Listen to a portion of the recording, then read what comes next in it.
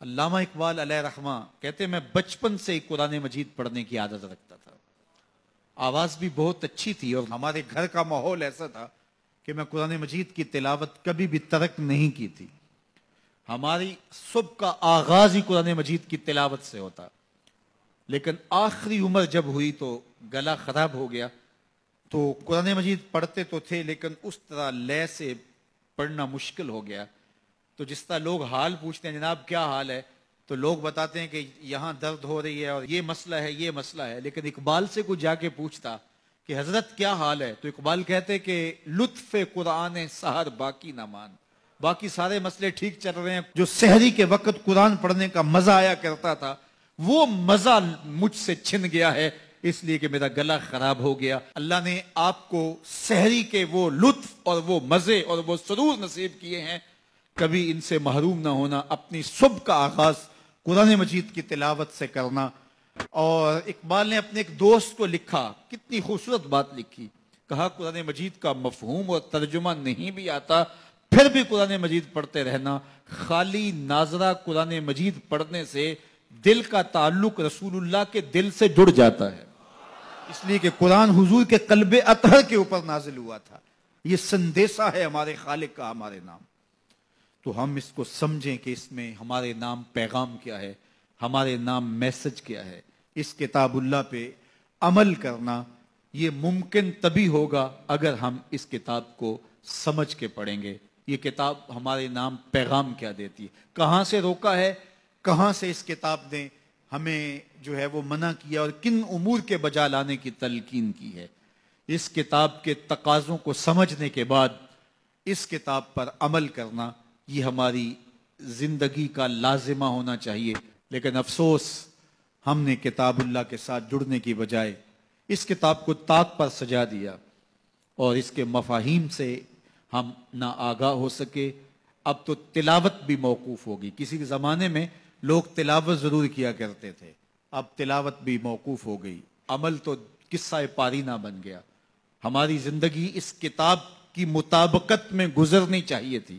آپ مارکیٹ میں یہ مائک بھی لینے جائیں تو اس کے ساتھ بھی چھوٹی سی بک دیتے ہیں جس میں کمپنی بتاتی ہے کہ یہ مائک ہماری کمپنی کا, اس کو استعمال کیسے کرنا ہے. یار آپ جہاں سے جو چیز خریدے تو اس کے ساتھ چھوٹی سی بک ضرور ملتی ہے اور اس کا طریقہ استعمال بتایا جاتا ہے. جس خالق نے انسان کو پیدا کیا اس نے ساتھ قرآن بھی دیا ہے. اس کو پڑھتے جاؤ, زندگی گزارتے جاؤ. زندگی ٹینشنوں کا مجموعہ نہیں ہوگی. زندگی جو ہے وہ خوبصورت تمہیں دکھائی دے گی. زندگی حسین اور جمیل دکھائی دے گی اس لیے کہ یہ زندگی قرآن کی مطابقت میں گزرے. اور ایک مومن کی زندگی تو قرآن کے بغیر گزرنے ہی نہیں چاہیے. گر تو می خواہی مسلمان زیستن نیست ممکن جز بقرآن زیستن. اگر تو مسلمان بن کے جینا چاہتا ہے تو قرآن کے بغیر جی نہیں سکتا ہے. تیری زندگی ہی قرآن ہے. آج پوری دنیا کے اوپر مسلمان ذلت اور رسوائی کی زندگی کاٹ رہے ہیں. کبھی سوچا کہ یہ کیوں ہے؟ ہماری پستی, ذلت, نکبت, رسوائی کتاب اللہ سے دوری کے نتیجے میں. آج واجبی سا تعلق ہمارا اس کتاب سے رہ گیا ہے. اس کے مفاہیم سے ہم آگاہ تک نہیں ہیں. قرآن کہاں روک رہا ہے, قرآن مجید کی تعلیمات کیا ہیں. اس کی تلاوت ہماری زندگی کا جزو لا ینفک ہونا چاہیے تھا. اس کی تلاوت کے بغیر زندگی گزرتی نہ. یہ کتابیں زندہ ہے. یہ پستیوں سے اٹھا کے اوج ثریا تک پہنچانے والی کتاب ہے. یہ کتاب ہماری زندگی میں اجالے بھر دے, روشنیاں بھر دے. لیکن ہم نے اس کتاب کے ساتھ سلوک کیا کیا. بڑا خوبصورت لہجہ اختیار کیا اقبال نے.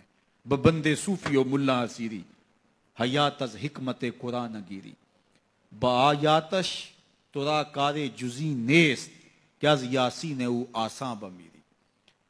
اللہ اکبر. اقبال کہتے ہیں کہ اس دور کے صوفی نے اور اس دور کے ملا نے تیرے ساتھ زیادتی کی. تو پھنس گیا ان کے پھندے میں. صوفی نے بھی تجھے اور سمت لگا دیا اور مولوی نے بھی تجھے اور سمت لگا دیا.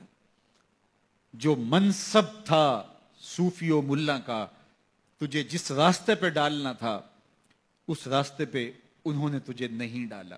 اس کتاب سے تیری دل بستگی نہ ہو سکی. اس کتاب سے تیرا تعلق مضبوط نہ ہو سکا.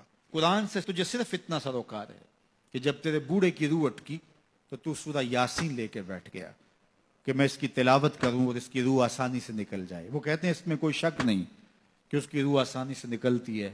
سورہ یاسین کا مرنے والے کو فائدہ پہنچتا ہے, مجھے اس پہ کوئی اعتراض نہیں ہے, لیکن کہتے ہیں مجھے افسوس اس بات سے ہے کہ اس قرآن سے بھی تو نے مرنا ہی سیکھا, کاش اس قرآن سے جینا سیکھ لیا ہوتا. یہ کتاب زندگی ہے, یہ کتاب حیات ہے, یہ مردہ قوموں کو اٹھا کے کہاں سے کہاں لے جاتی ہے, یہ پستیوں سے اٹھا کے بلندیوں تک لے جانے والی کتاب ہے.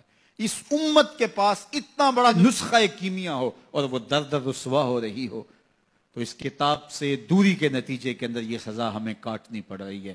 آئیے اس کتاب سے جڑیں.